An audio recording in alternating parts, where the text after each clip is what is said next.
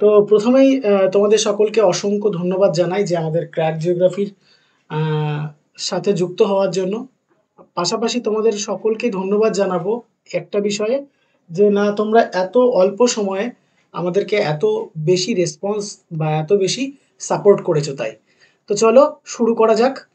প্রথমে আজ যে টপিকটা শুরু হতে চলেছে, তোমাদের আমি এর আগেই বলে দিয়েছিলাম যে আজ যে টপিকটা শুরু হতে যাচ্ছে সেটা হচ্ছে internal structure of the earth, মানে আমাদের পৃথিবীর অভ্যন্তরভাগের গঠন। তো দেখো, পৃথিবীর অভ্যন্তরভাগের গঠন যদি আমরা দেখি, আমরা দেখে এসছি যে না আমাদের অভ্যন্তরভাগকে মোটামুটিভাবে চারটি ভাগে ভাগ করা যায়। কি সরি, তিনটি ভাগে ভাগ করা যায়। কি না, আমাদের আর্থ কাস্ট রয়েছে, মেন্টাল রয়েছে এবং কোর রয়েছে। আর্থ কাস্টেকেও আমরা আবার দুটো আলাদা ভাগে ভাগ করতে পারি। তো আমরা এক এক করে সেই জায়গাগুলোতে আসব। দেখো, এখানে আমি তোমাদের দুটো জিনিস দিয়েছি, গভীরতা বৃদ্ধির সাথে সাথে প্রেশার কিভাবে বৃদ্ধি পাচ্ছে। এখানে জিপিএ দেয়া রয়েছে, আমি এগুলো সবই তোমাদেরকে ক্লিয়ার করে দেবো এক এক করে, তোমরা দেখতে থাকো। ওকে ওকে ওকে চলো, ওকে দেখা যাচ্ছে তাহলে, চলো কোনো সমস্যা নেই, চলো শুরু করি। দেখো, প্রথমেই যে কথা বলবো যে আমাদের পৃথিবীর অভ্যন্তরভাগ সম্পর্কে যদি আমরা জানতে চাই বা পৃথিবীর অভ্যন্তরভাগ সম্পর্কে যদি আমরা কোনো কনসেপ্ট নিতে যাই, তো আমাদেরকে যেটা সব থেকে বেশি গুরুত্বপূর্ণ হয়ে দাঁড়াবে যে আমরা আমাদেরকে কি করতে হবে না, পৃথিবীর অভ্যন্তরভাগ পর্যন্ত যেতে হবে, তাই না? পৃথিবীর অভ্যন্তরভাগ পর্যন্ত যদি আমরা যেতে পারি, তো আমরা কি করতে পারবো না, আমরা কনসেপ্টটা নিতে পারবো। পৃথিবীর অভ্যন্তরভাগে কোথায় কি রয়েছে, কতটা গভীরতায় কি লেভেলের ম্যাটেরিয়ালস রয়েছে, রক কেমন রয়েছে সেখানে, সেখানে ডেন্সিটি কেমন রয়েছে, কি কি উপাদান দিয়ে সেখানটা আহ, রয়েছে, সেইগুলো আমরা জানতে পারবো যদি কিনা আমরা পৃথিবীর অভ্যন্তরভাগে যেতে পারি। কিন্তু প্রবলেমটা এইখানে যে আমরা কিন্তু পৃথিবীর অভ্যন্তরভাগে যেতে পারছি না। তো আমরা পৃথিবীর অভ্যন্তরভাগে যেতে পারছি না জন্যই কিন্তু আমাদের পৃথিবীর অভ্যন্তরভাগ সম্পর্কে সঠিক তথ্য নেওয়া বা সঠিক তথ্য সংগ্রহ করা একটা প্রবলেম হয়ে দাঁড়াচ্ছে। যদি আমরা দেখি তাহলে আমরা দেখতে পাবো যে গর্ত খনন করে মোটামুটি 12 কিলোমিটার পর্যন্ত আমরা কি করতে পেরেছি না, 12 কিলোমিটার পর্যন্ত অভ্যন্তরভাগে যেতে পেরেছি। তার বেশি কেন যেতে পারিনি, যদি আমরা খেয়াল করি তাহলে আমরা একটা জিনিস দেখব, সেটা হচ্ছে আমাদের গভীরতা বৃদ্ধির সাথে সাথে কি হচ্ছে না, সেইখানে পদার্থের যে টেম্পারেচার সেটা ইনক্রিজ হচ্ছে গভীরতা বৃদ্ধির সাথে সাথে। পাশাপাশি সেখানে প্রেশারও কিন্তু আমাদের ইনক্রিজ হচ্ছে। তো যার দৌড়ান কি হচ্ছে না, আমাদের একটা প্রবলেম কিন্তু এখানে থেকেই যাচ্ছে যে না আমরা কোনোভাবেই এই পৃথিবীর অভ্যন্তরভাগে যেতে পারছি না।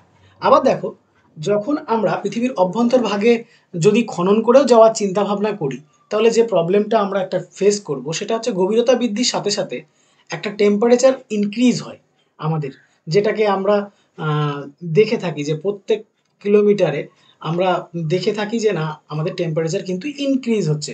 তো এই যে টেম্পারেচার বৃদ্ধি পাচ্ছে গভীরতা বৃদ্ধির সাথে সাথে, একটা সময়ে গিয়ে সেটা মানুষের পক্ষে বা আমাদের বাইরে, পৃথিবীর বাইরে যে সমস্ত এলিমেন্টসগুলো রয়েছে, সেই এলিমেন্টসগুলোর দ্বারা সহ্য করার এক যে ক্ষমতাটা, সেটা কিন্তু অনেকটাই কম হয়ে যাচ্ছে। সেই জন্য আমরা কিন্তু পৃথিবীর অভ্যন্তরভাগে যেতে পারি না।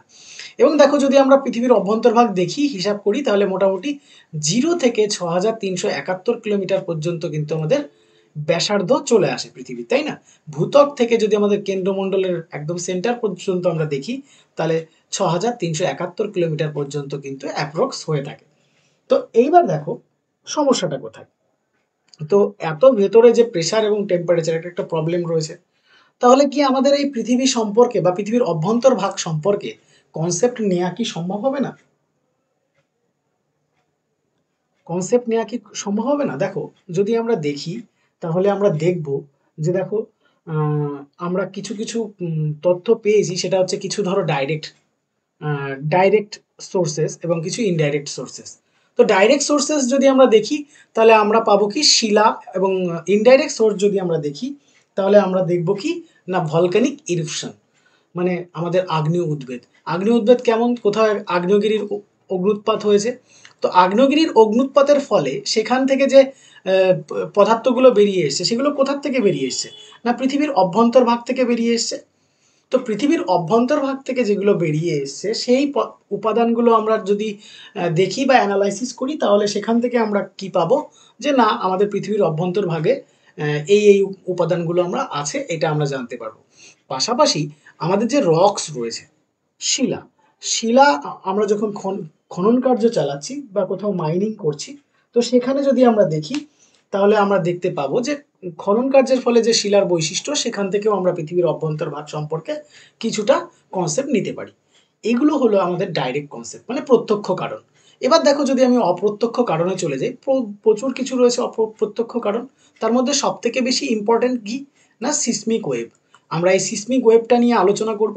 এই সিসমিক ওয়েভের উপর ডিপেন্ড করেই কিন্তু বর্তমানে আমাদের পৃথিবীর অভ্যন্তরভাগ সম্পর্কে একটা মোটামুটি ধারণা আমরা অর্জন করেছি। তো এক এক করে আমরা দেখব। দেখো, প্রথমেই যেটা আমাদের দেখা সেটা হচ্ছে rate change of temperature and pressure. যেটা আমি বলছিলাম যে পৃথিবীর অভ্যন্তরভাগে যত সময় যেতে থাকছে ততই কি হয়েছে না, গভীরতা বৃদ্ধির সাথে সাথে সেখানে তাপমাত্রার পাশাপাশি প্রেশার কিন্তু আমাদের ইনক্রিজ হয়েছে। তো এর মধ্যে দিয়ে কি আমরা পৃথিবীর অভ্যন্তরভাগ সম্পর্কে জানতে পারি। পাশাপাশি মেটেরিয়ালস, যেটা আমাদের উল্কা, পৃথিবীতে যে উল্কাগুলো আসে, দেখো আমাদের টোটাল প্ল্যানেট বা আমাদের টোটাল সোলার সিস্টেমটাকে যদি আমরা দেখি বা সৌরজগৎটাকে দেখি, তাহলে আমরা দেখব যে না, অন্যান্য যে প্ল্যানেট রয়েছে বা মেটেরিয়ালস রয়েছে, মোস্ট প্রবাবলি সিমিলার টু আমাদের আর্থ, মানে আমাদের পৃথিবীর যে ম্যাটেরিয়ালস রয়েছে তার প্রায় কাছাকাছি একটা জায়গা রয়েছে, যার জন্য আমরা কি করতে পারি না, উল্কার দ্বারা বা উল্কার যে উপাদানগুলো রয়েছে সেই উল্কা উপাদানের দিয়ে আমরা কি করতে পারি না, আমাদের পৃথিবী সম্পর্কে কনসেপ্ট কিন্তু আমরা অর্জন করতে পারি, মানে পৃথিবীর অভ্যন্তরভাগ সম্পর্কে আমরা কিন্তু কনসেপ্ট নিতে পারি। পাশাপাশি যদি দেখো যদি আমরা খেয়াল করি, দেখতে পাবো যে গ্র্যাভিটেশনাল যে ফোর্স রয়েছে, পৃথিবীর একদম পোল থেকে ইকুয়েটরের দিকে যদি আমরা দেখি, তাহলে সেই গ্র্যাভিটেশনাল ফোর্স এবং গ্র্যাভিটি অ্যানোমালির সাহায্যেও কিন্তু আমরা কি করতে পারি না, আমাদের পৃথিবীর অভ্যন্তরভাগের অবস্থান কিন্তু জানতে পারি। পাশাপাশি দেখো ম্যাগনেটিক সার্ভের মধ্যে দিয়েও কিন্তু আমাদের কি হয় না, আমাদের পৃথিবীর অভ্যন্তরভাগের সম্পর্কে আমরা কনসেপ্ট পাই। তো এগুলো অত বেশি আমাদের ইম্পর্টেন্ট নয়। প্রথমে এখান থেকে যে কোশ্চেনটা আমাদের এসএলএসটি বলো বা নেট সেটের ক্ষেত্রে যে কোশ্চেনটা আমরা বারবার লক্ষ্য করি, সেটা হলো যে কোন সোর্সটা বা কোন উৎসের সাহায্যে পৃথিবীর অভ্যন্তরভাগের সম্পর্কে সব থেকে বেশি কনসেপ্ট পাওয়া যায় বা কোনটি প্রধান সোর্স। তাহলে আমাদের উত্তর হয়ে যাবে কি, সিসমিক ওয়েভ।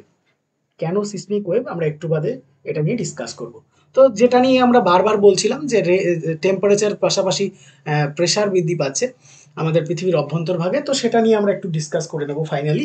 তাহলে আমাদের কনসেপ্টটা অনেক বেশি ক্লিয়ার হয়ে যাবে। দেখো, প্রথমে যে কথাটা আমি বলছিলাম, প্রেশারের সাথে সাথে টেম্পারেচার বৃদ্ধি পাচ্ছে, তাই না? যত প্রেশার মানে অভ্যন্তরভাগে যাব, ততই আমাদের টেম্পারেচার বৃদ্ধি পেতে থাকবে, এক নাম্বার। দুই নাম্বার হচ্ছে, যত ভেতরে যাব ততই আমাদের কি হতে বৃদ্ধি পেতে থাকবে, আমাদের প্রেশার এবং টেম্পারেচার দুটোই বৃদ্ধি পেতে থাকবে। এবার দেখো, এই যে প্রেশারের যে টেম্পারেচারের যে ব্যাপারটা এবং প্রেশারের যে ব্যাপারটা, এটা কিন্তু মানে প্রত্যেকটা ক্ষেত্রে, মানে আমি গভীরতা বৃদ্ধির সাথে সাথেই যে প্রতি মুহূর্তে আমার একই রকম ভাবে টেম্পারেচার বৃদ্ধি পাচ্ছে বা একই রকম ভাবে প্রেশার বৃদ্ধি পাচ্ছে, তা কিন্তু না। হ্যাঁ, এটা কি না, এটা ইরেগুলার ম্যানারে কিন্তু বৃদ্ধি পাচ্ছে, মানে কোনো কোনো জায়গায় বেশি, কোনো জায়গায় কম। এর থেকে কি বোঝা যায়, এর থেকে একটা জিনিস ক্লিয়ার, যে আমাদের পৃথিবীর অভ্যন্তরভাগে বিভিন্ন জায়গায় বিভিন্ন রকমের বিভিন্ন ঘনত্বের বা বিভিন্ন পরিমাণ যে শিলা এবং খনিজগুলো কিন্তু অবস্থান করছে। যেহেতু আমাদের গভীরতা বৃদ্ধির সাথে সাথে একটা ইরেগুলার রেসপন্সে আমাদের কি হচ্ছে, প্রেশারের সাথে সাথে টেম্পারেচার বৃদ্ধি পাচ্ছে। আর এই যে পৃথিবীর অভ্যন্তরভাগে যত আমরা যাব, ডেপথে যত আমরা যাব, ততই কি হবে না, আমাদের টেম্পারেচার কিন্তু ইনক্রিজ হতে থাকবে। তো এই যে টেম্পারেচার ইনক্রিজ হচ্ছে যত ডেপথে যাচ্ছি, এটা সর্বপ্রথম যিনি লক্ষ্য করেন, কে, কার্চার। কার্চার লক্ষ্য করেন কত সালে, 1966 সালে। এমসিকিউ এর দিক থেকে যদি আমরা দেখি, তাহলে এটা কিন্তু একটা ইম্পর্টেন্ট কোশ্চেন হয়ে দাঁড়াতে পারে। এবং দেখো, সে কোথা থেকে ডাটা কালেকশন করেছিল, এটাও কিন্তু পরীক্ষায় আমি দেখেছি। কোথায় না, হাঙ্গেরিয়ানের যে মাইনিং ইঞ্জিনিয়ার্স রয়েছে, তাদের কাছ থেকে কিন্তু সে ডাটা কালেকশন করেছিল। এবং দেখো, যদি আমরা দেখি, অন অ্যান এভারেজ টেম্পারেচার আমাদের প্রত্যেকটা যদি দেখি প্রতি কিলোমিটারে, মানে আমাদের অভ্যন্তরভাগে যদি আমরা এভারেজ দেখি, প্রতি কিলোমিটারে মোটামুটি 25 ডিগ্রি সেন্টিগ্রেড করে তাপমাত্রা কি হয় না, ইনক্রিজ হয়।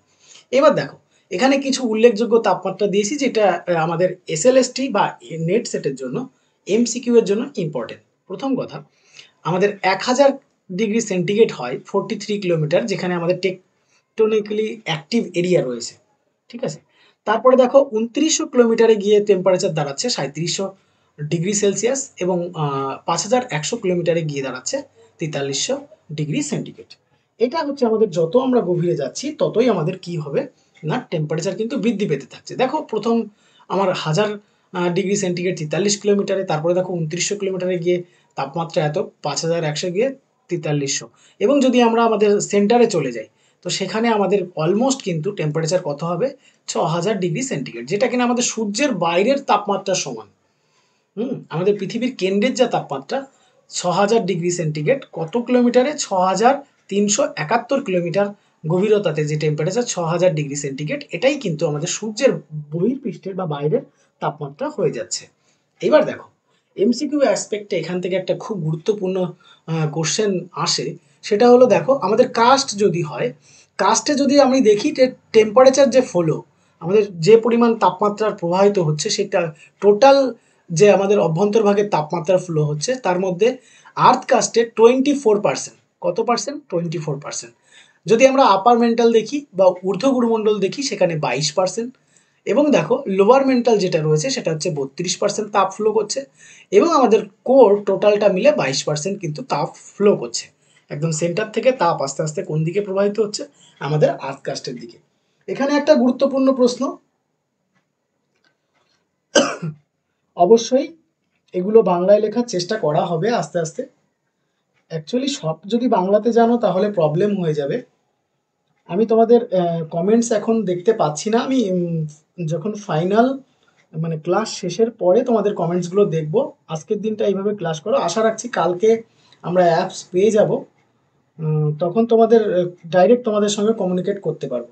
ওকে, চলো তাহলে যেটা বলছিলাম যে এমসিকিউ অ্যাসপেক্টে কিন্তু এগুলো খুবই ইম্পর্টেন্ট, তোমরা একটু দেখে নিও। এবার চলে আসি, তাহলে আমাদের হিট অ্যান্ড প্রেশারের যে ব্যাপারটা সেটা আমরা বুঝে নিলাম।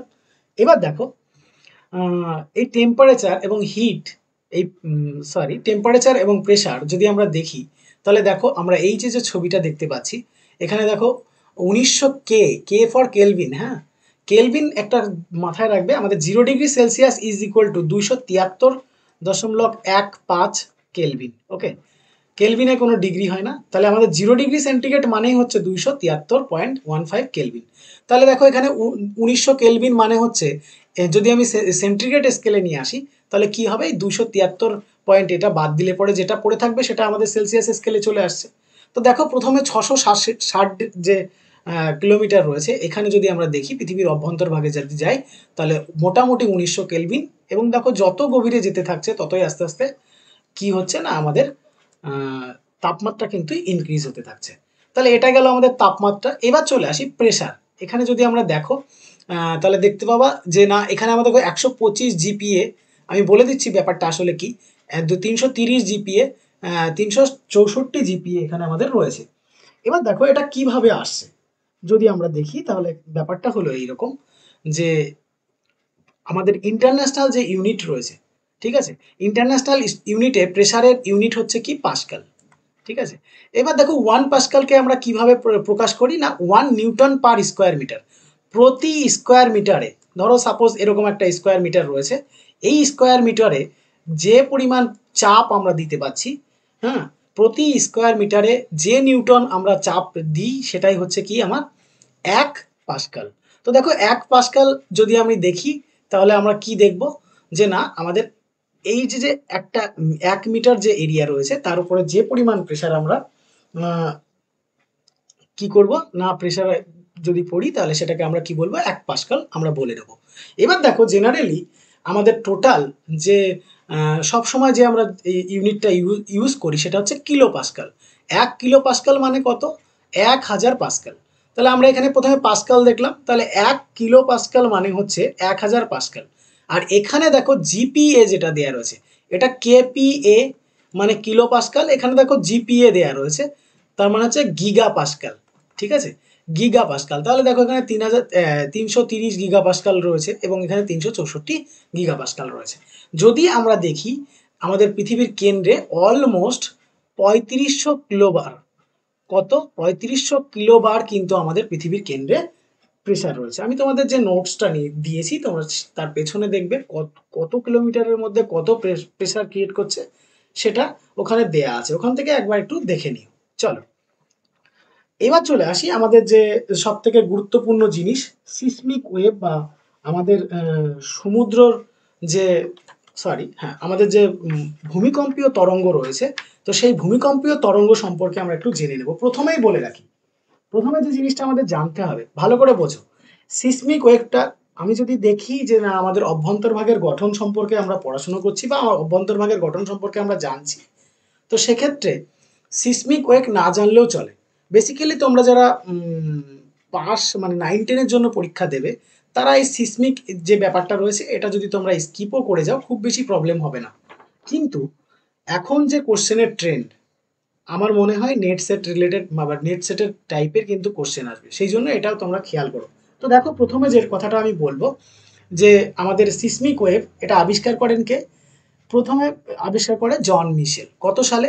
1755-এ এই সিসমিক ওয়েভের কনসেপ্ট বা সিসমিক তরঙ্গের বা ভূমিকম্প তরঙ্গের অস্তিত্ব কিন্তু প্রথম পায়। ঠিক আছে, এবার দেখো যেটা আমাদের জানার সেটা হচ্ছে আমাদের দুই ধরনের সিসমিক ওয়েভ আছে। কয় ধরনের? দুই ধরনের। একটা হচ্ছে দেহ তরঙ্গ আর একটা হচ্ছে পৃষ্ঠ তরঙ্গ। তো পৃষ্ঠ তরঙ্গের মধ্যে দুটো পড়ে আমাদের র্যালে তরঙ্গ আর লাভ তরঙ্গ, বেসিক্যালি এল তরঙ্গ। আর এইদিকে দেহ তরঙ্গের মধ্যে আমাদের দুটো পড়ে, একটা হচ্ছে পি আর একটা হচ্ছে এস, মানে পি ফর প্রাইমারি আর S for secondary wave. Primary ওয়েভের যদি আমরা বৈশিষ্ট্যে চলে যাই তাহলে আমরা প্রথমেই পাবো যে এই প্রাইমারি ওয়েভটা দেখো প্রত্যেকটা মাধ্যমে, লিকুইড সলিড প্রত্যেকটা মাধ্যমে কিন্তু এ কি করতে পারছে, যেতে পারছে। বাট আমরা যদি দেখি এ কিন্তু শুধুমাত্র সলিড মাধ্যমে যেতে পারছে। ঠিক আছে, একটা জিনিস এখান থেকে মাথায় রাখবে যে এই প্রাইমারি যে তরঙ্গটা রয়েছে এটা হচ্ছে অনুদৈর্ঘ্য তরঙ্গ এটা, আর এটা হচ্ছে আমার অনুপ্রস্থ তরঙ্গ। একটা জিনিস এখান থেকে খেয়াল করো, অনুপ্রস্থ তরঙ্গ কি আর অনুদৈর্ঘ্য তরঙ্গ কি, তাহলে ব্যাপারটা অনেকটা ক্লিয়ার হয়ে যাবে। হ্যাঁ অবশ্যই, তোমরা যারা কমেন্ট করছো একটু বলি, গুগল মিটে ক্লাস করাতাম, কিন্তু আমি আজকে যখন পোল ক্রিয়েট করলাম তখন দেখলাম যে না, তোমাদের অলমোস্ট 100+ স্টুডেন্ট রয়েছে, কিন্তু সত্যি কথা বলতে গুগল মিটে 100+ ক্লাস করানো যায় না। তো সেই জন্য আমি অ্যাপসের করে নিয়েছি অলরেডি, অ্যাপস অর্ডার দেওয়া হয়ে গেছে, আর নেক্সট দিন থেকে অ্যাপসে ক্লাস হবে, সেখানে তোমরা ডাইরেক্ট কমিউনিকেট করতে পারবে। ঠিক আছে, তো তোমরা কমেন্টস আমি তোমাদের পরে দেখছি, আমি ক্লাসটা কমপ্লিট করাই, দেন আমি তোমাদের কমেন্টস আমি দেখে নিচ্ছি। ওকে, চলো তাহলে অনুপ্রস্থ তরঙ্গ দেখো, অনুপ্রস্থ তরঙ্গ যদি আমি দেখি কম্পনটা আমার এই বরাবর হচ্ছে, বাট তরঙ্গের মুভমেন্ট এই বরাবর হচ্ছে, এটা হয়ে যাবে আমাদের অনুপ্রস্থ তরঙ্গ। আর অনুদৈর্ঘ্য তরঙ্গটা কি না, কম্পন যেদিকে হবে মুভমেন্টও সেই দিকে হবে।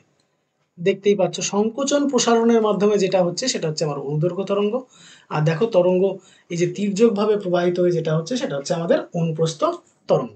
ওকে, তাহলে আমরা যেটা আলোচনা করছিলাম যে আমাদের পি ওয়েভ যেটা, সেটা লিকুইড সলিড দুটো মাধ্যমে যেতে পারে, মানে কঠিন এবং তরল মাধ্যমে যেতে পারে, এবং এটা কি না, এটা হচ্ছে আমাদের অনুদৈর্ঘ্য তরঙ্গ। আর পাশাপাশি যদি আমরা দেখি যে এই তরঙ্গের গতিবেগ কিন্তু সব থেকে বেশি হয়, এভারেজ 8 কিলোমিটার, গড়ে প্রায় 8 কিলোমিটার হয়, যেটা কিনা আমরা যদি দেখি মোটামুটি আমাদের আর্থ কাছ থেকে যদি শুরু হয় 6.5 কিলোমিটার পার সেকেন্ড থেকে শুরু করে 13 কিলোমিটার পার সেকেন্ড, কিন্তু 13.5 কিলোমিটার পার সেকেন্ড কিন্তু আমরা দেখতে পাবো এটার সর্বোচ্চ গতিবেগ। ঠিক আছে, এবং দেখো এই প্রাইমারি তরঙ্গটাই কিন্তু আমাদের সব থেকে বেশি, সবার ফার্স্ট আমাদের কিসে আসে, আমাদের ভূমিকম্পের যে যন্ত্র সেই যন্ত্রে কিন্তু সবার ফার্স্টে এটা ধরা পড়ে। এবং দেখো পাশাপাশি যদি আমরা দেখি খেয়াল করি যে আমাদের সেকেন্ডারি ওয়েভ রয়েছে এটার কিন্তু গতিবেগ 4.5 কিলোমিটার প্রতি সেকেন্ডে। এবং দেখো এটা কিন্তু মোটামুটি মানে এর থেকে একটু বেশি ধ্বংসাত্মক, কিন্তু খুব বেশি যে ধ্বংস করে তা না। সব থেকে বেশি ধ্বংসাত্মক হচ্ছে আমাদের এল তরঙ্গ, র্যালে তরঙ্গ। প্রথমেই বলে রাখি, এই এল তরঙ্গ আর র্যালে তরঙ্গ মানে লাভ ওয়েভ এবং র্যালে ওয়েভ, এই দুটো ওয়েভ আবিষ্কার করেছিল দুইজন সায়েন্টিস্ট বা গণিতবিদ। যদি আমরা দেখি 1911 সালে যে লাভ তরঙ্গটা রয়েছে সেটা আবিষ্কার করে এইচ লাভ। লাভ ওয়েভ, লাভ আবিষ্কার করে কত সালে? 1911 সালে। এবং দেখো 1885 সালে লর্ড রেলে কিন্তু প্রথম আমাদের এল তরঙ্গ আবিষ্কার করে।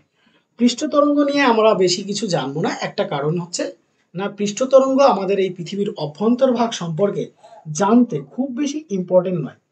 সেই জন্য আমরা কি করব না, আমরা এল তরঙ্গটাকে স্কিপ করে যাচ্ছি। তাহলে দেখো পি তরঙ্গ এবং এস তরঙ্গ আমরা দেখলাম, এবং পি এস তরঙ্গের বৈশিষ্ট্য দিয়েই আমরা পৃথিবীর অভ্যন্তরভাগ সম্পর্কে এবার জানব। প্রথমেই দেখো আমাদের পৃথিবীর অভ্যন্তরভাগ সম্পর্কে জানতে গিয়ে প্রথম যে জিনিসটা দরকার, আমরা যদি খেয়াল করি, দেখো ভূমিকম্প তরঙ্গের যে অবস্থান, সেই তরঙ্গ অবস্থান অনুযায়ী আমি একটু চেক করে নেব। দেখো প্রথম 1897 সালে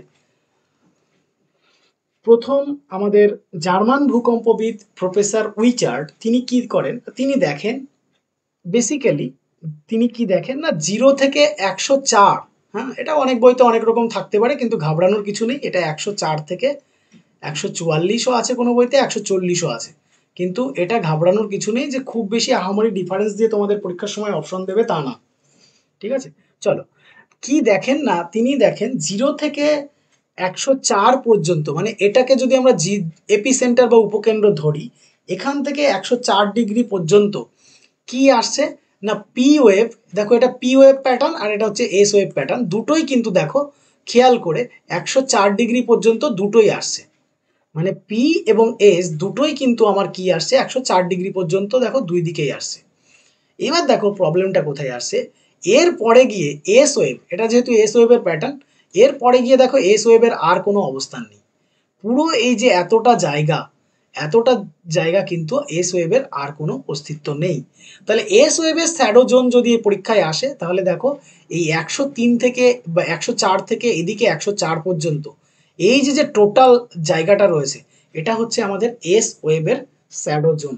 শ্যাডো জোন কাকে বলে? যে অঞ্চলে কি করতে পারে না, না আমাদের কোনো ভূমিকম্পের তরঙ্গ এসে পৌঁছায় না, সেটাকে আমরা কি বলি? শ্যাডো জোন বলি। কিন্তু এখানে প্রশ্ন দুই রকম ভাবে আসে। এক হচ্ছে এস ওয়েভের শ্যাডো জোন কত। তাহলে দেখো এস ওয়েভ 104 থেকে 104-এর মধ্যে কিন্তু আসছে না, এটা কিন্তু গুলিয়ে ফেলো না কখনো। এস ওয়েভের শ্যাডো জোনের সাথে পি ওয়েভের শ্যাডো জোনের মধ্যে পার্থক্য রয়েছে কি না, দেখো 104 থেকে 140-এর পরে গিয়ে 104 থেকে 140-এর পরে গিয়ে পি তরঙ্গ কিন্তু আবার আসছে, দেখতে পাচ্ছ পি তরঙ্গ কিন্তু আবার এখানে আবির্ভাব হচ্ছে। কিন্তু এই যে 104 থেকে 140 এই জায়গাটায় পি ওয়েভ কিন্তু ধরা পড়ে না, দেখেছো তো পি ওয়েভ ধরা পড়ছে না, মানে এটা আমাদের কি হয়ে যাচ্ছে? পি ওয়েভের শ্যাডো জোন। এবার চলে আসি আমাদের উইচার্ডের ভাষায়, তিনি কি বলেছিলেন না, তিনি প্রথম যে কনসেপ্টটা দিয়েছিলেন তিনি বলেছিলেন যে না 0 থেকে 104 পর্যন্ত যে জায়গাটা রয়েছে তার মধ্যে কিন্তু পি তরঙ্গ এবং এস তরঙ্গ দুটোই এসে পৌঁছাচ্ছে, প্রথম কথা। এরপর তিনি বলেছিলেন যে 104 পর্যন্ত স্থানে কি হয়ে গেছে? পি ও এস তরঙ্গ কিন্তু দুটোই হারিয়ে গেছে। এস তরঙ্গ তো এই টোটালটা এর মধ্যে আর নেই, আর এস তরঙ্গ নেই, বাট 140-এর পরে গিয়ে আবার কি আসছে না পি তরঙ্গ আসছে, তাই না? তাহলে এই যে মাঝখানে যে জায়গাটা, এই যে মাঝখানে পরিষ্কার যে জায়গাটা রয়েছে, এই জায়গাটাই কিন্তু আর কি আমরা পাচ্ছি না, না পিও পাচ্ছি না, এসও পাচ্ছি না। তো 140 ডিগ্রির পরে যদি আমরা গিয়ে দেখি, তাহলে দেখবো যে না পি তরঙ্গ আবার আসছে, কিন্তু আগের তুলনায় অনেক বেশি শক্তিশালী হয়ে আসছে। আগে যে পরিমাণ ছিল শক্তি, তার থেকে অনেক বেশি শক্তি নিয়ে কিন্তু ফিরে আসছে কে? আমাদের এস তরঙ্গ, সরি পি তরঙ্গ। তাহলে বুঝতেই পারছো যে এখান থেকে যদি আমরা দেখি, তাহলে আমরা কিন্তু একটা জিনিস উইজার্ড এখান থেকে খেয়াল করেন, সেটা হচ্ছে এখানে এমন কিছু আছে বা এমন তল আছে যে তল বা সীমানা থেকে কেন্দ্রের দিকে পদার্থের পুরোপুরি পরিবর্তন হয়েছে। মানে এখানে এমন কিছু পদার্থ রয়েছে যেখান থেকে পুরো কেন্দ্র পর্যন্ত পদার্থ পুরোপুরি পরিবর্তন হয়ে গেছে, মানে উপরে যা ছিল তার তুলনায় এখানে যে পদার্থগুলো রয়েছে পুরোপুরি পরিবর্তন হয়েছে। তাহলে এখান থেকে আমরা একটা কনসেপ্ট পেলাম যে না, আমাদের এই যে যেখান থেকে আমাদের শ্যাডো জোন বা যেখান থেকে আমাদের রিফ্লেক্ট হয়ে বেরিয়ে যাচ্ছে, এই জায়গার সাথে আমাদের বাইরের যে জায়গাটা, সেই জায়গার পদার্থের মধ্যে কি রয়েছে না বৈষম্য রয়েছে, পার্থক্য রয়েছে। এক নাম্বার কনসেপ্ট। এবার দেখো 2 নাম্বার কনসেপ্ট আমরা যেটা জানবো সেটা হচ্ছে, এরপর বেনো গুটেনবার্গ তিনি এই কনসেপ্টটাকে আরো বেশি হাইলাইট করেন। এই যে কনসেপ্টটা, এই কনসেপ্টটা তিনি আরো একটু হাইলাইট করেন। তিনি কি করেন দেখো, যদি আমরা দেখি, তোমাদের একটা কথা বলে দিই প্রথমে এখান থেকে, ছাড়ো একটু বাদে বলছি, স্নেলের সূত্র যখন বলবো তখন এইটা ডিটেলসে অ্যানালাইসিস করে নেবো। আচ্ছা দেখে নাও।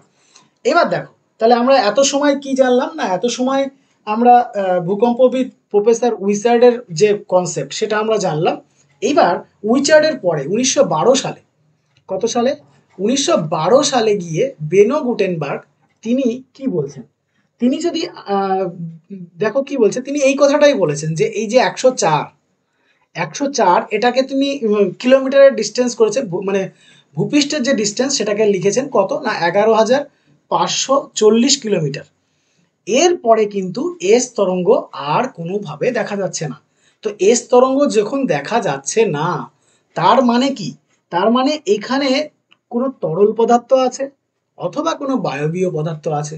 কারণ আমরা দেখেছি, যখন আমরা ভূমিকম্প তরঙ্গ পড়েছি তখন আমরা সেখানে খেয়াল করেছি যে এস তরঙ্গ কেবলমাত্র কঠিন মাধ্যমে যেতে পারে। এস তরঙ্গ কিসের মাধ্যমে যেতে পারে, কেবলমাত্র কঠিন মাধ্যমেই যেতে পারে।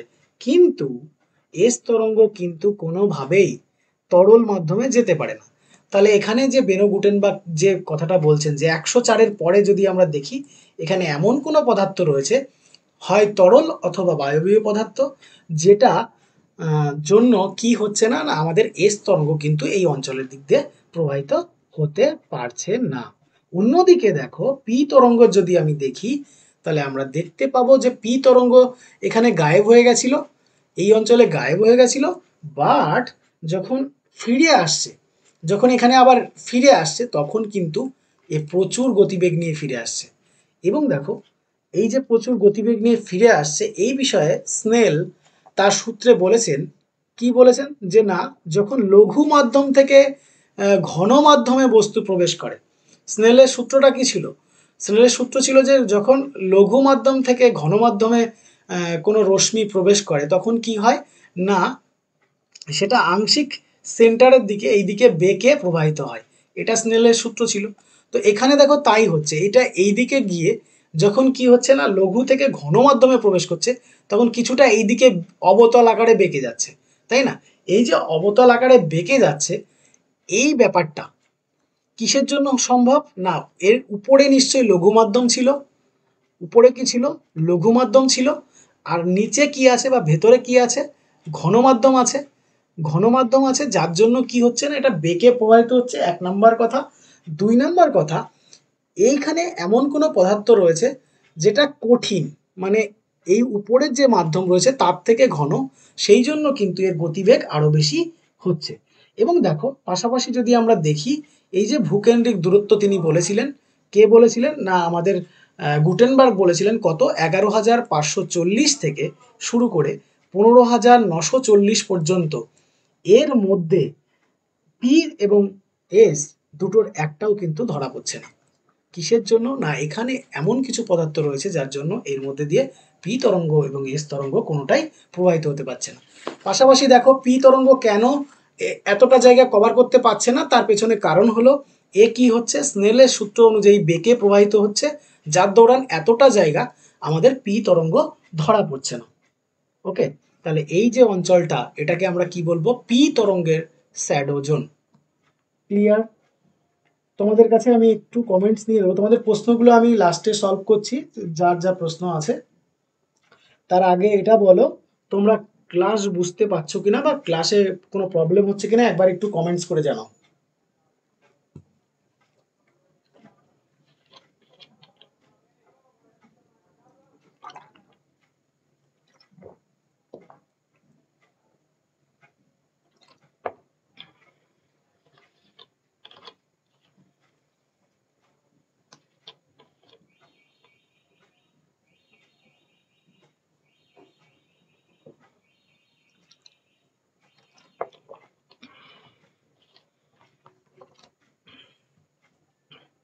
ওকে, বুঝতে পারলে অসংখ্য ধন্যবাদ।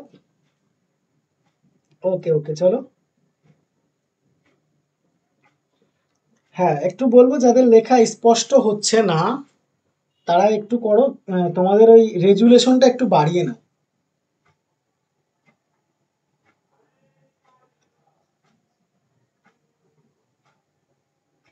যারা বলছো যে তোমাদের দেখতে প্রবলেম হচ্ছে বা এই লেখাগুলো বোঝা যাচ্ছে না, তারা একটু রেজুলেশনটা বাড়িয়ে নাও, তাহলে ক্লিয়ার দেখতে পারবে আই থিঙ্ক। ওকে, চলো তাহলে শুরু করি। তাহলে এই হলো আমাদের কি না, আমাদের পি তরঙ্গ গেল, এস তরঙ্গ গেল, কনসেপ্ট গেল, আমরা স্নেলের সূত্র পর্যন্ত দেখলাম। এবার দেখো, এরপরে কিন্তু গুটেনবার্গ তিনি হিসাব করেছিলেন। কি হিসাব করেছিলেন যে না, ২৯০০ কিলোমিটার গভীরতায় তিনি একটা বিচ্ছেদ তলের কথা কিন্তু বলেন। ওকে, চলো তাহলে কত কিলোমিটার গভীরতায়? ২৯০০ কিলোমিটার গভীরতায় তিনি একটা বিচ্ছেদ তলের কথাও কিন্তু বলেন। ঠিক আছে, তো এই যে বিচ্ছেদ তলটা, সেটাকে আমরা কি বলবো? উইচার্ড গুটেনবার্গ বিচ্ছেদ তল। এবং দেখো এর পরেই আমাদের কি শুরু হয়ে যাচ্ছে, কেন্দ্রমণ্ডলের অবস্থান কিন্তু শুরু হয়ে যাচ্ছে। চলো এবার দেখো আমরা দেখে নেব বিজ্ঞানী মোহরভিসিক তিনি কি বলেছিলেন। তিনি ১৯০৯ সালে তার কনসেপ্ট দেন। তিনি কি বলেন একটুখানি খেয়াল করো। পি তরঙ্গ যদি আমাদের এই যে পি তরঙ্গ যদি প্রবাহিত হচ্ছে, তো এটা যখন প্রবাহিত হচ্ছে মোটামুটি ৩০ কিলোমিটারের পরে গিয়ে, ৩০ কিলোমিটারের পরে গিয়ে এর গতিবেগ বেড়ে যাচ্ছে। প্রথমে যদি পি তরঙ্গের গতিবেগ 6 কিলোমিটার/সেকেন্ড থাকে, ৩০ কিলোমিটারের পরে গিয়ে এর গতিবেগ হয়ে যাচ্ছে কত? মোটামুটি 8 কিলোমিটার/সেকেন্ড। তাহলে পি তরঙ্গের গতির কি হচ্ছে? পরিবর্তন হচ্ছে এবং গতিবেগ কিন্তু বেড়ে যাচ্ছে। এর থেকে তিনি বলেছিলেন যে এর মাঝে একটা বিচ্ছেদ তল অবশ্যই আছে, যেটার জন্য কি হচ্ছে না, আমাদের পৃথিবীর অভ্যন্তরে পি তরঙ্গ যতই যাচ্ছে ততই গতিবেগ বেড়ে যাচ্ছে। ঠিক আছে, আর এটা আমাদের, তোমরা জানো যে মোহরভিসিক যে বিযুক্তি তলের কথা বলেন, সেটাই কিন্তু এই বিযুক্তি তলটা। ওকে, চলো তাহলে দেখো আমরা পেয়ে গেলাম কিছু ইনফরমেশন, যেখান থেকে আমরা অলরেডি বুঝে গেছি যে আমাদের পৃথিবীর অভ্যন্তর ভাগ একরকম পদার্থ দ্বারা তৈরি নয়। যত আমরা ভেতরে যাব ততই আমাদের মোটামুটি কঠিন হতে, আস্তে আস্তে কঠিন থেকে কঠিনতম হতে চলেছে। যার দৌরান কি হচ্ছে, আমাদের পি পি তরঙ্গ এবং এস তরঙ্গ কি হচ্ছে, এইভাবে গতির বিক্ষেপ করছে, এবং যার জন্য আমাদের বিভিন্ন স্যাডো জোনগুলো আমরা পাচ্ছি। এখান থেকে স্যাডো জোন থেকে যে কোশ্চেনগুলো আসে, বারবার একটা জিনিস আমি তোমাদের হাইলাইট করছি, সেটা হচ্ছে এস ওয়েভের স্যাডো জোন আর পি ওয়েভের স্যাডো জোন, এই দুটো কিন্তু টোটালি ডিফারেন্ট। ঠিক আছে, পরীক্ষায় যখন কোশ্চেন আসবে একটু সাবধানে কিন্তু এখানে অ্যান্সার করো। এবার চলে আসি, এরপর ১৯৩৬ সালে কে না, আমাদের লেম্যান, বিজ্ঞানী লেম্যান, তিনি কি দেখেন, তিনি বলেন যে আমাদের পৃথিবীর অভ্যন্তর ভাগ যেটা রয়েছে, এই যে টোটাল পৃথিবীর স্ট্রাকচারটা তোমরা দেখতে পাচ্ছ, এই স্ট্রাকচারের ভেতরের অংশের সাথে বাইরের অংশের কিন্তু কোনো রকম মিল নেই। কেন নেই? কারণ হচ্ছে ভূকম্পের ছায়াবলয় যদি যদি মিল থাকতো তাহলে কি হতো, ভূমিকম্প ছায়াবলয় কিন্তু আমরা পেতাম না। কিন্তু খুব গভীরভাবে যদি তুমি দেখো, তাহলে দেখতে পাবে যে পি তরঙ্গ যত গভীরে যাচ্ছে ততই কিন্তু ওর গতিবেগ কি হচ্ছে, বৃদ্ধি পাচ্ছে। এবং দেখো এই গভীরে যেহেতু আমাদের ভূত্বকের তুলনায় কঠিন পদার্থ বেশি আছে, মানে ঘন পদার্থ বেশি আছে, সেই জন্যই কিন্তু পি তরঙ্গের গতিবেগ বৃদ্ধি পাচ্ছে। তাহলে লেম্যান যে কথাটা বললো, আমি যদি একটু হাইলাইট করি, তাহলে এইরকম দাঁড়ায় যে আমাদের ভূত্বকে যে গতিবেগ নিয়ে পি তরঙ্গ যাচ্ছে, ভেতরে যত যাচ্ছে তা ততই গতিবেগ বৃদ্ধি পাচ্ছে। দেখো প্রথম কথা, আমাদের ভূত্বকে বা আর্থ কাস্টে যদি আমি পি তরঙ্গের গতিবেগ দেখি, তাহলে 6.5 বা এরকম কিছু একটা পাবো, বা 6+ এরকম কিছু একটা পাবো। কিন্তু যতই আমরা সেন্টারে চলে যাব ততই দেখবো এটা প্রায় 13.5-এর কাছাকাছি কিন্তু প্রতি সেকেন্ডে এর গতিবেগ বৃদ্ধি পাচ্ছে। ঠিক আছে, তাহলে দেখো এই যে গতিবেগটা বৃদ্ধি পাচ্ছে, এর পেছনে কারণটা কি বলছেন লেভেন, না এর খানে কঠিন পদার্থ আছে বা ঘন পদার্থ আছে, কার তুলনায়? এই আর্থ কাস্টের তুলনায়। সেই জন্যই কিন্তু আমাদের পি তরঙ্গের গতিবেগটা কি হচ্ছে, বৃদ্ধি প্রাপ্ত হচ্ছে। এটা কে বললেন? এটা বলেছেন আমাদের লেম্যান। ঠিক আছে, এবার চলে আসি, এই লেম্যানের কথায় পরবর্তীকালে কারা সাপোর্ট করে যদি আমরা দেখি, তাহলে দেখতে পাবো গুটেনবার্গ, কার্লিটার এবং জেফ্রি এই কথাটাকে কি করে সাপোর্ট করে, এবং পৃথিবীর কেন্দ্রের দিকে যে কঠিন পদার্থ আছে সেটা কিন্তু মেনে নেয়। ওকে, তো এই ছিল আমাদের টোটাল কনসেপ্ট। আমাদের এই কনসেপ্টটুকু, এই যে কনসেপ্টটুকু আমরা ভূমিকম্পের ছায়াবলয় নিয়ে আলোচনা করলাম, তোমরা যারা ডব্লিউবিসিএস এর অপশনাল পেপার রেখেছো বা যারা অপশনাল পেপার রেখে পড়াশুনো করছো, তাদের অ্যাসপেক্টে এই কোশ্চেনটা কিন্তু ভেরি ভেরি ইম্পর্টেন্ট, এবং এইটুকু যদি তুমি দিয়ে আসতে পারো তাহলে ওভারঅল মার্কস কিন্তু ম্যাক্সিমাম পেয়ে যাবে। যে এই কনসেপ্টটাই দরকার, এই যে কনসেপ্টটা আমি তোমাদের সামনে তুলে ধরলাম, যে ভূমিকম্প তরঙ্গের মাধ্যমে পৃথিবীর অভ্যন্তরভাগ সম্পর্কে কিভাবে কনসেপ্ট পাওয়া যায়, এই কনসেপ্টটা কিন্তু খুব ইম্পর্টেন্ট। এবার চলে আসো, তাহলে দেখো আমরা অলরেডি ভূমিকম্পের তরঙ্গের সাহায্যে কিভাবে পৃথিবীর অভ্যন্তরভাগের গঠন জানা যায় সেই সম্পর্কে তোমাদের সামনে বললাম।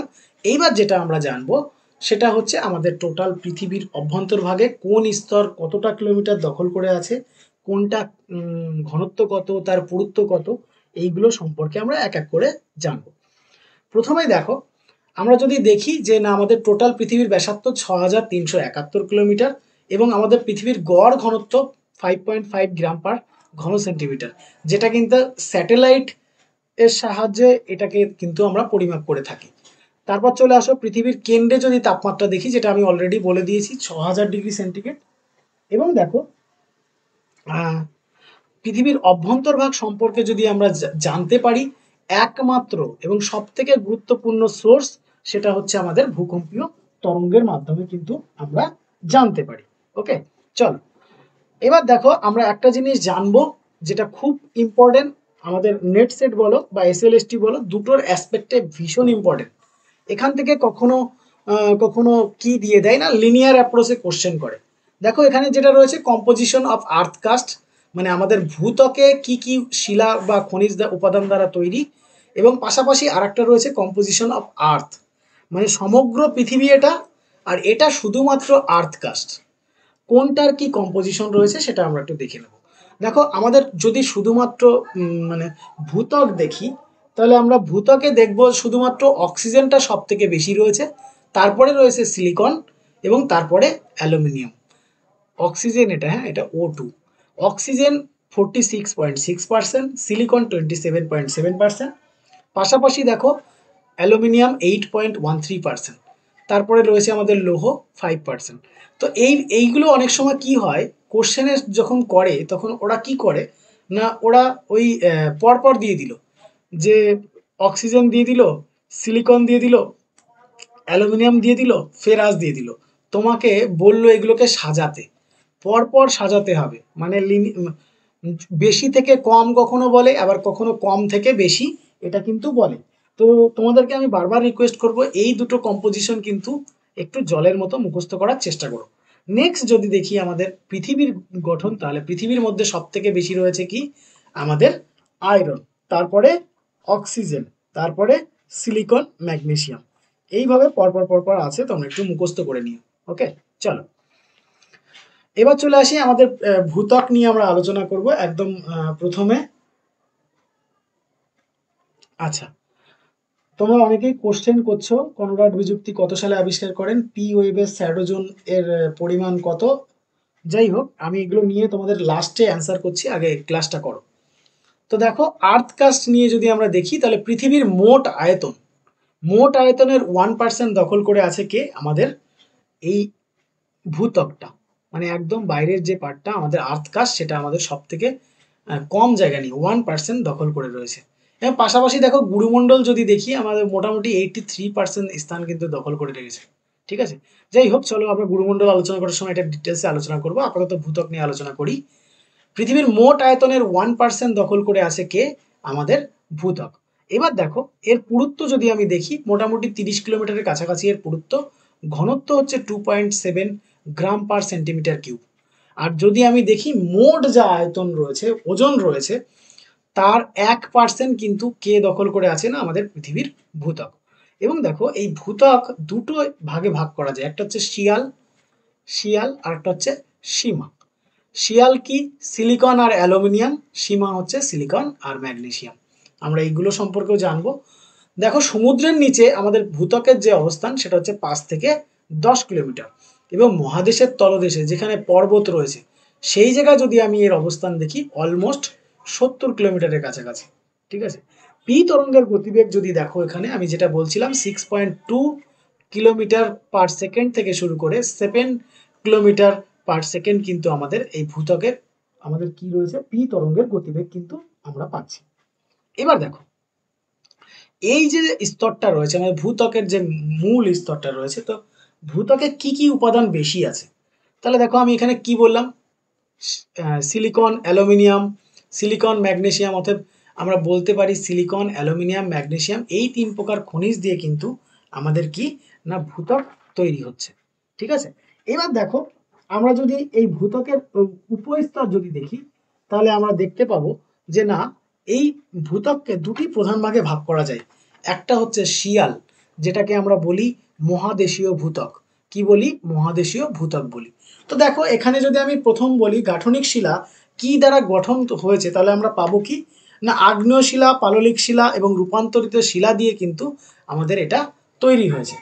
এইবার যদি আমি স্পেসিফাই করে বলি যে এর মধ্যে কি ধরনের শিলা পাওয়া যায়, তাহলে আমাদের কি আসবে না গ্রানাইট জাতীয় শিলা দ্বারা কিন্তু আমাদের এই স্তরটা তৈরি। এবার দেখো যদি আমি দেখি যে এর মধ্যে কি কি আমাদের খনিজ উপাদান রয়েছে, তাহলে আমরা নর্মালি জেনে যাচ্ছি সিলিকন রয়েছে, অ্যালুমিনিয়াম রয়েছে, অক্সিজেন রয়েছে, সোডিয়াম রয়েছে, পটাশিয়াম রয়েছে। আমি একটু আগে যে চার্টটা দিয়েছিলাম সেইগুলো সবই রয়েছে, তো আমরা সেগুলো বলতে পারবো। পৃথিবীর মোট ভরের কত পার্সেন্ট অত বেশি ইম্পর্টেন্ট না, তবুও জেনে রাখো 0.5%-এর কাছাকাছি। আর এর মোট পুরুত্ব কতটা না 20 থেকে 70 কিলোমিটার পর্যন্ত কিন্তু এর গভীরতা রয়েছে।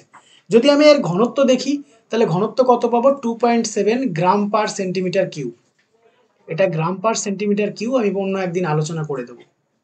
এবার চলে আসো এখানে যে শিলাটা রয়েছে গ্রানাইট শিলা, তার মানে অবশ্যই আলমিক হবে। হ্যাঁ, এখানে কি কি ধরনের খনিজ উপাদান আমরা আরো পাই, কোয়ারজাইট, অব্রো, হর্নব্লেন্ড, এগুলো কিন্তু আমরা পাই। এখানে যদি পি তরঙ্গের গতিবেগ দেখি, তাহলে আমরা দেখতে পাবো 6.3 কিলোমিটার পার সেকেন্ড। ঠিক আছে, আর এটাকে আপার সিলিকেট জোন বলা হয়। কি বলা হয়? আপার সিলিকেট জোন। দেখো এখানে এর মধ্যে সিলিকন রয়েছে, সীমার মধ্যেও আমার কি থাকবে, সীমার মধ্যেও সিলিকন থাকবে, তাই না? তো সেই জন্য এটাকে আমরা কি বলে থাকি, এটাকে আমরা আপার সিলিকেট জোন বলে থাকি। আর একটা জিনিস এখান থেকে জেনে রাখো, এটা যেহেতু গ্রানাইট দিয়ে তৈরি, গ্রানাইট জাতীয় শিলা দিয়ে তৈরি, সেহেতু একটা জিনিস এখান থেকে আমাদের সব থেকে বেশি গুরুত্বপূর্ণ, সেটা হচ্ছে গ্রানাইট কিন্তু ফেল্ডস্পার সিলিকেটের সমন্বয়ে গঠিত হয়।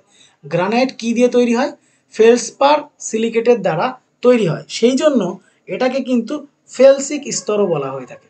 তাহলে আমি কি বললাম, গ্রানাইটটা আমাদের কি হয়, ফেলসপার সিলিকেটের সমন্বয়ে তৈরি হয়, সেই জন্য এটাকে আমরা কি বলি, ফেলসিক স্তরও কিন্তু আমরা বলে থাকি। ঠিক আছে, চলো তাহলে এই গেল আমাদের শিয়াল বা মহাদেশীয় ভূত্বক। এবার আমরা জানবো মহাসাগরীয় ভূত্বক। সীমা, এর মধ্যে কি থাকবে উপাদান, সিলিকন এবং ম্যাগনেসিয়াম।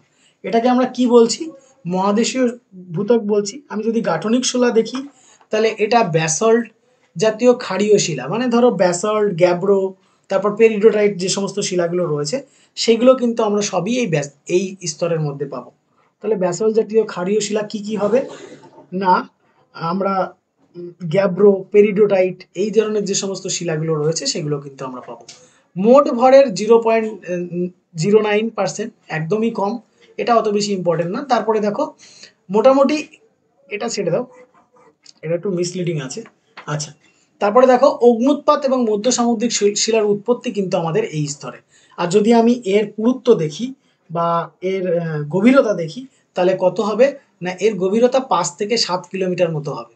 ওকে, এবং দেখো এখানে যে সমস্ত খনিজ উপাদানগুলো আমরা পাবো, সেই সমস্ত খনিজ উপাদানগুলো কি, সিলিকন, ম্যাগনেসিয়াম, অর্থোক্লেস, পাইরক্সিন, আলভিন, এই ধরনের খনিজ কিন্তু আমরা পাবো। এটাকে বলা হয়ে থাকে লোয়ার সিলিকেট জোন। এটাকে কি বলা হয়ে থাকে না লোয়ার সিলিকেট জোন কিন্তু বলা হয়ে থাকে। এবার একটা জিনিস খেয়াল করো, এখানে আমি কি বললাম একটু আগে, যে না এটা আমাদের ব্যাসল্ট জাতীয় শিলা দ্বারা তৈরি।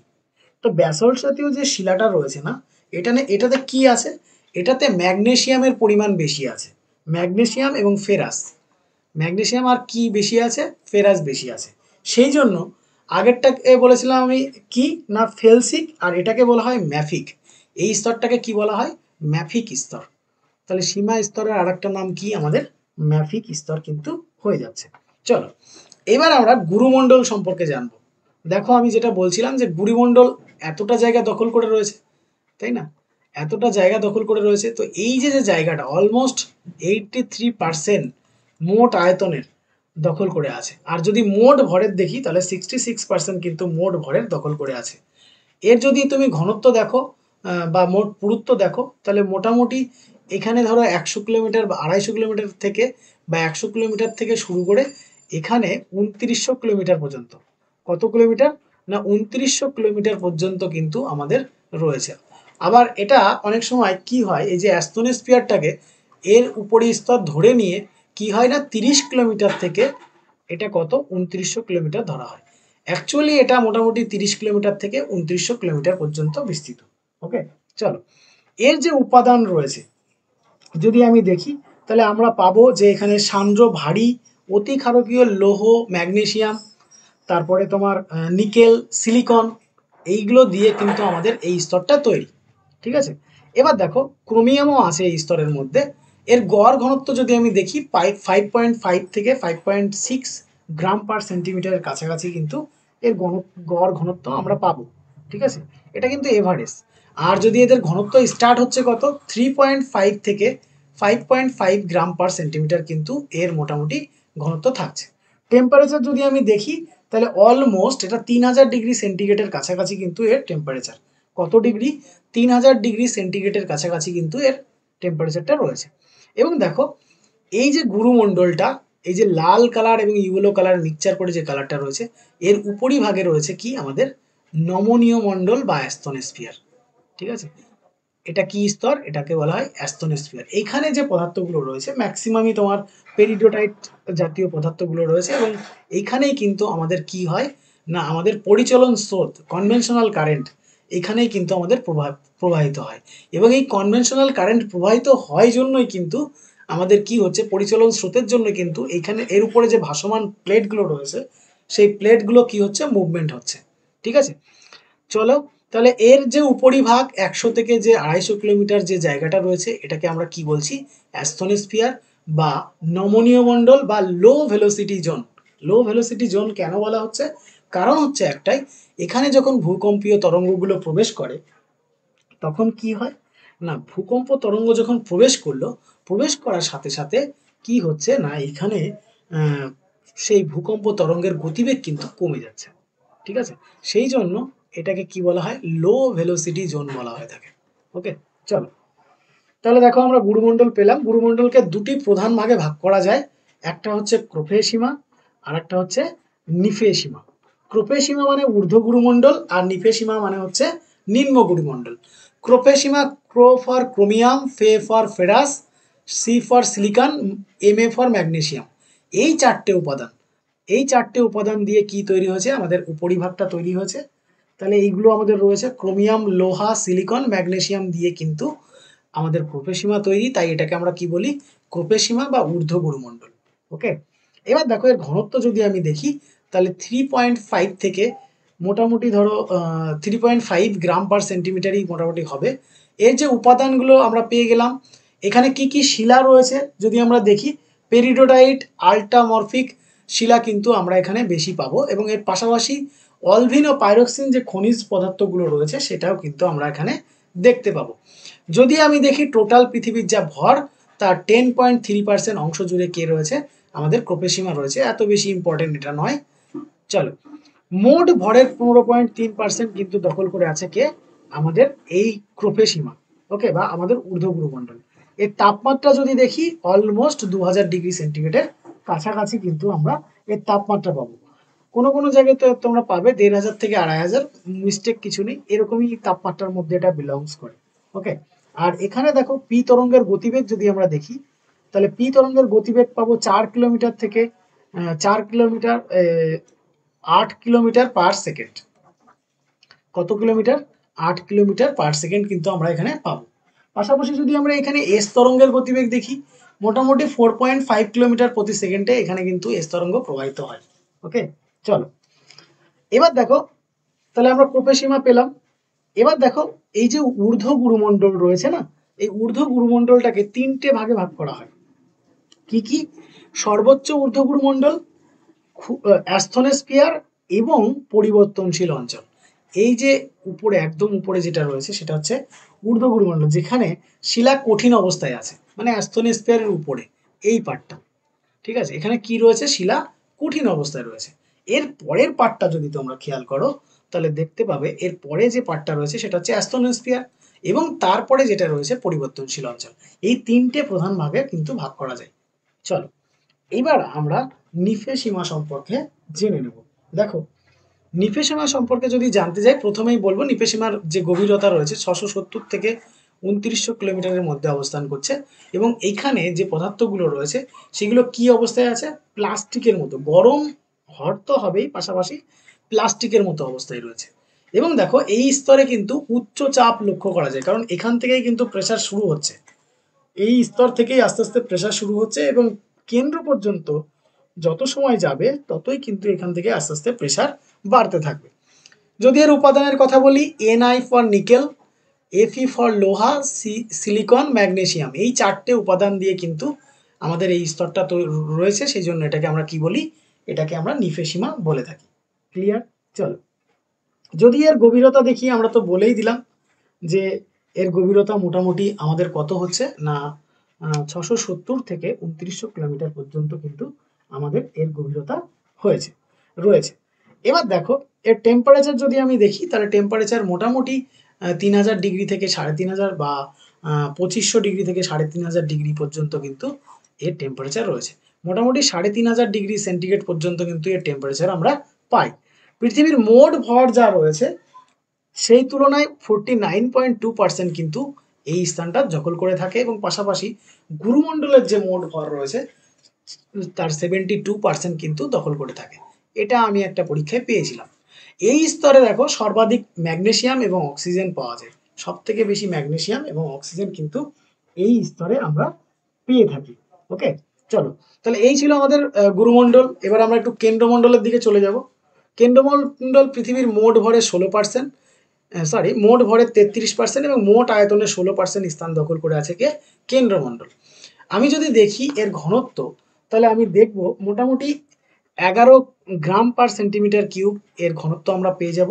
এবং এর যদি আমি ব্যাসার্ধ দেখি, তাহলে 3475 কিলোমিটার মোটামুটি এর ব্যাসার্ধটা আমরা পেয়ে যাব। এবং দেখো এই স্তরটাকে কি বলা হয়? নিফে বলা হয়। কারণ কি? কারণ এখানে নিকেল এবং লোহার পরিমাণ সব থেকে বেশি, তাই এই স্তরটাকে আমরা কি বলে থাকি? নিফে বলে থাকি। এবং দেখো আর একটা জিনিস আমাদের খুব ভাইটালি এখানে জানতে হবে। আমি তোমাদেরকে পি এবং এস তরঙ্গ যখন বলেছিলাম, তখন একটা জিনিস বলেছিলাম যে এই অঞ্চলে পি তরঙ্গ এবং এস তরঙ্গ কি হয় না, কোনোভাবে প্রবেশ করতে পারে না। ঠিক আছে, পি এবং এস তরঙ্গ কিন্তু এখানে প্রবেশ করতে পারে না। অতএব ধরে নেওয়া যায় যে এই স্তরটা কি অবস্থায় আছে? তরল অবস্থায় আছে। এবং দেখো সব থেকে বেশি চাপ এখানেই আমরা লক্ষ্য করতে পারি। কত সেটা? 3500 কিলো বার। এই যে প্রেসারটা, সেটা কিন্তু আমরা এই স্তরে লক্ষ্য করতে পারি। ক্লিয়ার? চলো, তাহলে দেখো আমরা প্রথমে এবার ইনার কোরটা জেনে নেব, মানে আমাদের অন্তঃকেন্দ্রমণ্ডল। অন্তঃকেন্দ্রমণ্ডল যদি আমরা দেখি, তাহলে এটা আমরা কত পাবো? যেখানে আমাদের লেম্যান বিযুক্তি রেখা রয়েছে, তাই না? লেম্যান বিযুক্তি রেখা রয়েছে কত? সেটা 5146 বা 5150 কিলোমিটার। কত? 5150 কিলোমিটার যে জায়গাটা রয়েছে, সেখান থেকে এখান থেকে শুরু করে 6371 কিলোমিটার পর্যন্ত, তাই না? এই যে যে জায়গাটা রয়েছে 5000, এই জায়গার থেকে শুরু করে এই যে জায়গাটুকু, এটা হয়ে যাচ্ছে কি আমার ইনার কোর। ঠিক আছে, এবার দেখো যদি এর গাঠনিক উপাদান দেখি, তাহলে আমরা কি পাবো এখানে? নিকেল, লোহা, ফেরাস আর কি ক্রোমিয়াম, এই তিনটে উপাদান দিয়ে কিন্তু আমাদের অন্তঃকেন্দ্রমণ্ডল তৈরি বা গঠিত। এবার দেখো এর গভীরতা কত? মোটামুটি এর যে বেধটা, এই পুরুত্বটা, এটা কত না 2355 কিলোমিটারের কাছাকাছি এর কিন্তু পুরুত্ব। ঘনত্ব যদি দেখি, তাহলে 10 থেকে 12 গ্রাম পার সেন্টিমিটার কিউব কিন্তু এর ঘনত্ব হয়ে যাবে। ওকে, চলো দেখো যদি এর ব্যাসার্ধ দেখো, আমি বলেই দিলাম এই স্তরটা কি অবস্থায় আছে? কঠিন অবস্থায় আছে। এবং তাপমাত্রা কত এর? এর সেন্টারে কিন্তু তাপমাত্রা 6000 ডিগ্রির কাছাকাছি। এবার দেখো এই স্তরে যদি আমি দেখি, যে পি তরঙ্গের গতিবেগ, পি তরঙ্গের গতি, এখানে কিন্তু পি তরঙ্গের গতিবেগ অতি দ্রুত। হুম, একটা কথা আমি একটু আগে বলেছিলাম, পি এবং এস তরঙ্গ কি করতে পারে না, কেন্দ্রমণ্ডলে প্রবেশ করতে পারে না, কিন্তু পি তরঙ্গ এই স্তরে কিন্তু প্রবেশ করতে পারে। এইখানটা, এই যে যে স্তরটা রয়েছে মানে বহি কেন্দ্রমণ্ডল, এখানে কিন্তু পি তরঙ্গ সহজে প্রবেশ করতে পারে না। চলো এবার আমরা বহি কেন্দ্রমণ্ডল সম্পর্কে জেনে নেব। দেখো এর পুরুত্ব রয়েছে 2250 কিলোমিটার, ঘনত্ব 9.9 থেকে 11 গ্রাম পার সেন্টিমিটার কিউব এবং এটা তরল অবস্থায় থাকে। এটা কত কিলোমিটার থেকে কত কিলোমিটার, 2900 কিলোমিটার, মানে এটা হচ্ছে 2900 কিলোমিটার থেকে এখানে 5150 কিলোমিটার কিন্তু অবস্থান করছে কে না, আমাদের এই আউটার কোর বা বাইরের যে কেন্দ্রমণ্ডলটা রয়েছে আমাদের সেইটা। এই তরঙ্গে কিন্তু এস তরঙ্গ কোনোভাবে পাওয়া যায় না। আমি যেহেতু বলেই দিলাম এটা লিকুইড কন্ডিশনে রয়েছে, তো লিকুইড কন্ডিশনে যদি থাকে তাহলে সেখানে কোনোভাবেই এস তরঙ্গ প্রবাহিত হতে পারবে না, এটা কিন্তু আমরা আগেই জেনেছি। তাহলে এই ছিল আমাদের টোটাল আমাদের পৃথিবীর অভ্যন্তর ভাগের গঠন। ঠিক আছে, এবার দেখো এখান থেকে যে গুরুত্বপূর্ণ জিনিসগুলো আমাদের জানতে হবে, যেখান থেকে আমাদের প্রশ্ন আসার ম্যাক্সিমাম প্রবাবিলিটি রয়েছে। দেখো এখান থেকে আমাদের যেটা জানতে হবে সেটা হচ্ছে বিভিন্ন বিযুক্তি রেখা। হুম, দেখো প্রথমে যে বিযুক্তি রেখা রয়েছে সেটা হচ্ছে কনরাড বিযুক্তি রেখা, যেটা শিয়াল এবং সীমার মধ্যে অবস্থান করছে। কিসের মধ্যে, শিয়াল এবং সীমার মধ্যে, শিয়াল এবং সীমার মাঝে অবস্থান করছে। এখানে সি সি, শিয়াল সি, শিয়াল সীমা সি, সিসির মধ্যে কি আছে, কনরাড বিযুক্তি রেখা। ভিক্টর কনরাড এটা 1935 সালে, কোনো কোনো বইতে 1934 সাল দেওয়া আছে, এটা আবিষ্কার করে। এর গভীরতা যদি আমরা দেখি এভারেজে 14 থেকে 19 কিলোমিটারের মধ্যে অবস্থান করছে। আর এই যে কনরাড বিযুক্তি রেখা রয়েছে, এই কনরাড বিযুক্তি রেখার যে ঘনত্ব সেটা যদি আমরা খেয়াল করি তাহলে দেখতে পাবো 2.8 থেকে 3 গ্রাম পার সেন্টিমিটার কিউব এর কিন্তু ঘনত্ব রয়েছে। তারপরে চলে আসবো আমরা মোহর বিশিক বিযুক্তি রেখা, যেটা 1909 সালে আমরা একটু আগে পেয়েছিলাম, যে বিজ্ঞানী মোহর বিশিক আবিষ্কার করে।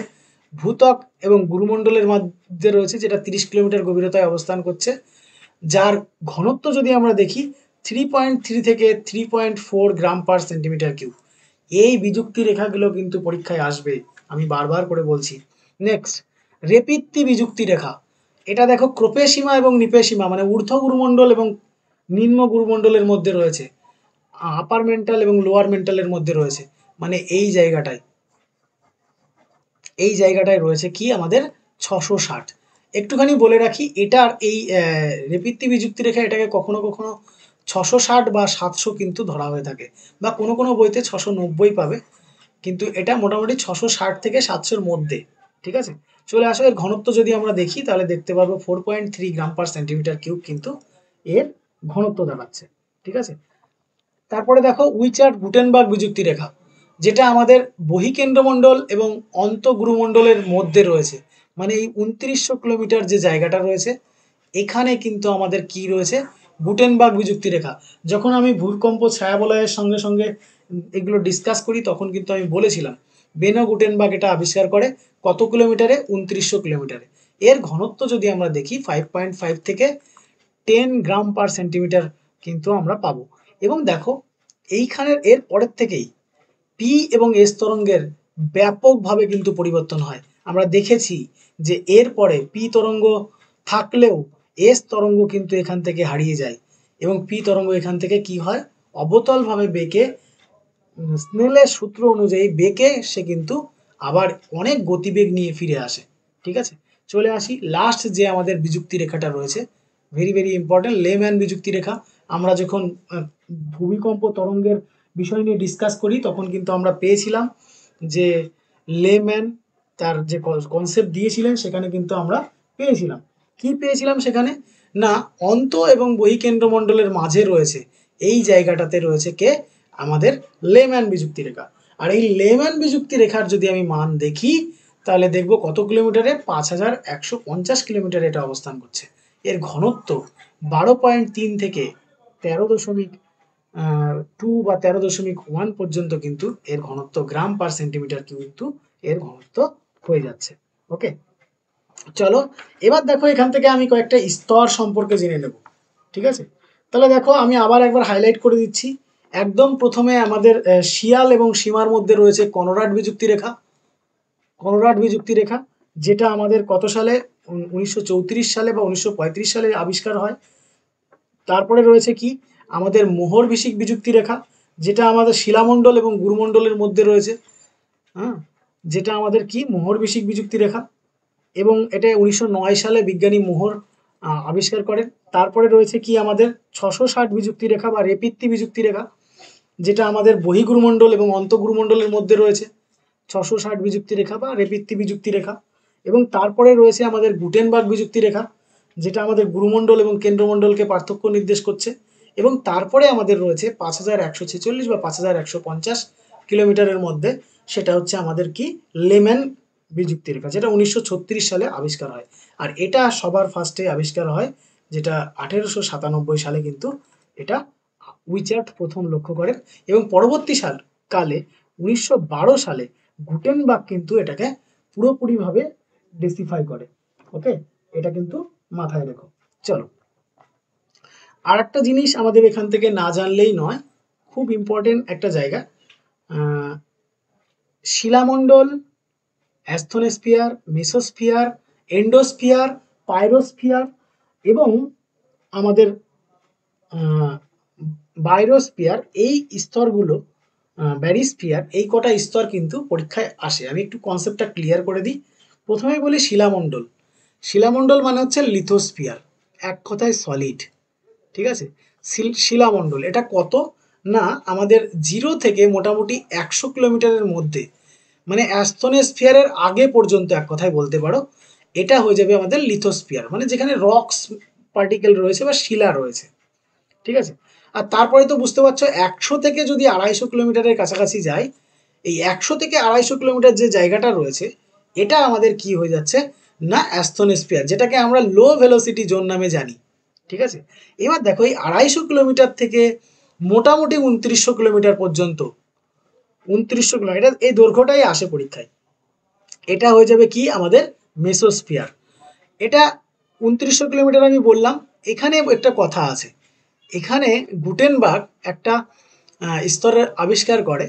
এখানে শুধু এখানে না, প্রত্যেকটা জায়গায় এই একটা করে ডিসকন্টিনিউটি এবং একটা করে স্তর আবিষ্কার করে, কিন্তু এই জায়গাটা স্পেশালি ডি স্তর বলে একটা স্তর আছে, যেটা কিনা আমাদের 2750 থেকে 2850-এর মধ্যে অবস্থান করছে।